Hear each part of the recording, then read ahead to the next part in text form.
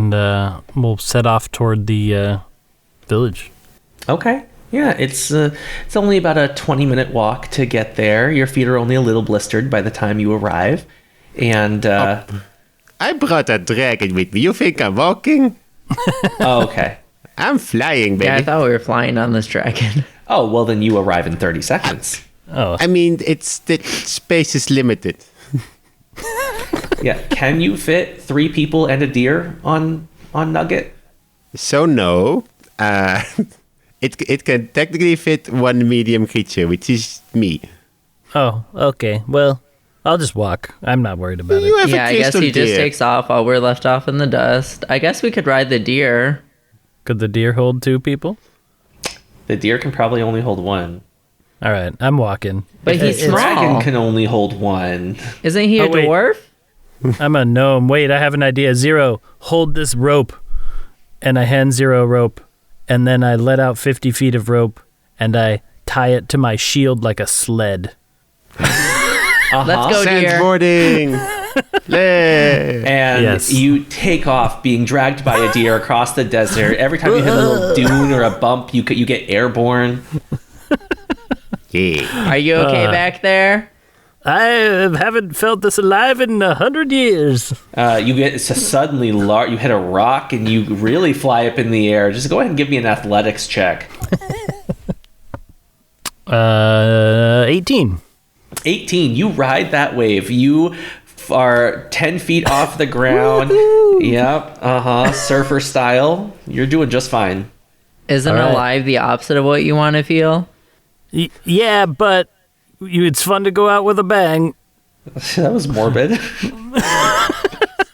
This guy, right? I know. And I It's such a say- downer. Jesus. From the shield, I say, speaking of that, remind me I have paperwork for you both to sign.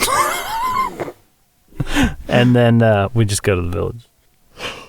Okay, you arrive at the village. It's very small. There's only about 10 buildings or so. It's almost like thatch huts, but like instead of thatch, it's like some kind of weird wiry bristle thing on top. You know, black bricks, lots of little braziers of fire burning, between the houses. So as the person on the bird dragon flying in, I should probably warn the people. I will use thaumaturgy to augment my voice volume by 3 times. And I will say, "Be not afraid."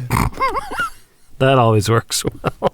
Do you think that's a good idea in a plane that we don't know where anything is that could potentially kill us? I mean, it'd be rude not to say we're here. Well, you've already announced yourself now, correct? Yeah, So gotta say hello. out of the largest hut, looks like maybe a tavern sort of thing, a woman with horns, bat wings, and a pointy barbed tail and bright red skin walks out. She is extremely voluptuous, and it seems like aspects of her are just defying gravity and jiggling even when she's not moving. She is clothed only in a moving leotard that seems to be made out of a single tongue of fire flicking over her anatomy and just sort of gracefully, getting out of the way and then back in the way in a way that just suggests you could bat it right away to nothing. That seems like an incredibly uncomfortable piece of clothing. It's made of fire.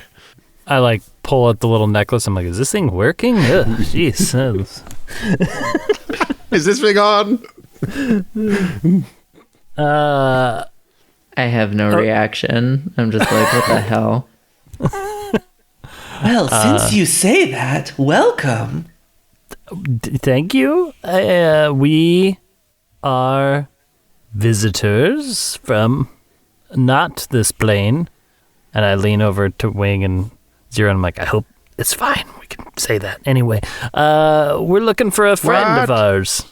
Do you know on the way up anybody that here. does ritual sacrifices? Because it looks like he was trying to get sacrificed. Straight out of the gate. Straight.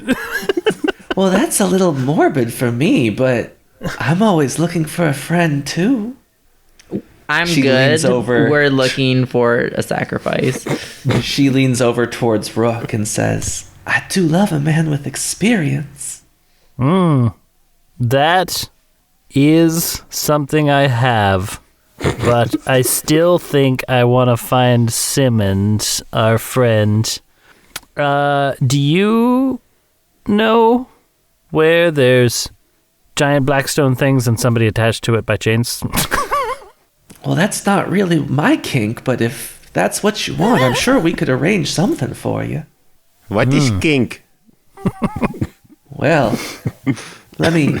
She leans over towards Wing and drapes a hand over his shoulder and says, well, let me introduce you. And she snaps her fingers and a small fire appears above one nail that she drags across your skin, leaving a little scorch mark.